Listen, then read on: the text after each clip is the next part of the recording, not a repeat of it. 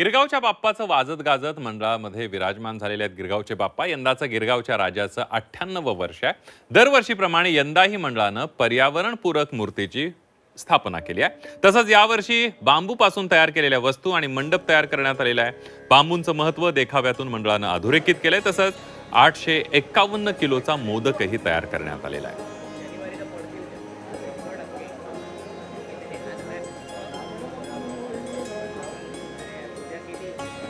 याचाच आढावा घेतलाय मंडळाच्या पदाधिकाऱ्यांसोबत बातचीत केली आमचे प्रतिनिधी मनोज कुलकर्णी यांनी।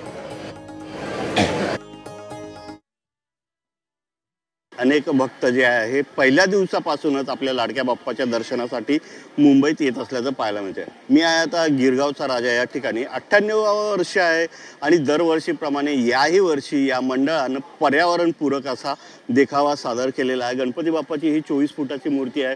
ही मूर्ती सुद्धा कागदाच्या लगद्यापासून तयार केलेली आहे, म्हणजेच पर्यावरणपूरक आहे। तर बाजूला जो देखावा तयार केलेला आहे तो सुद्धा पर्यावरणपूरक आहे।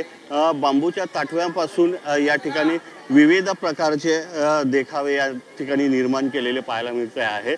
जवळपास 25 ते 30 प्रकारच्या वेगवेगळ्या अशा प्रतिकृती या ठिकाणी तयार केलेल्या पाहायला मिळत आहेत। एकंदरीतच या जो गिरगावचा राजा सार्वजनिक गणेशोत्सव मंडळ आहे ते दरवर्षी पर्यावरणपूरक असा हा देखावा करत असतात आणि याही वर्षी तोच केलेला आहे आणि म्हणूनच भक्तांची या ठिकाणी मोठ्या प्रमाणात गर्दी झाल्याचं पाहायला मिळतं। यावर्षी विशेष म्हणजे 851 किलोचा जो मोदक आहे तो या ठिकाणी त्यांनी तयार केलेला आहे। त्याची ही प्रतिकृती आहे, बघू शकता तुम्ही। पर्यावरणपूरक हा देखावा केलेला आहे, त्याविषयी सांगा।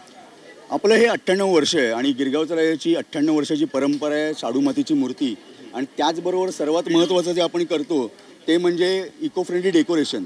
म्हणजे स्वतः नरेंद्र मोदीजींनी जेव्हा मंडळाचा गौरव केला आणि त्यानंतर ही जबाबदारी आमची वाढली की आत्तापर्यंत आपण जसं करत आलो आहे त्याच्यामध्ये समाजाला एक संदेश देणं गरजेचं आहे की पर्यावरण जतन कसं होईल, संवर्धन कसं होईल।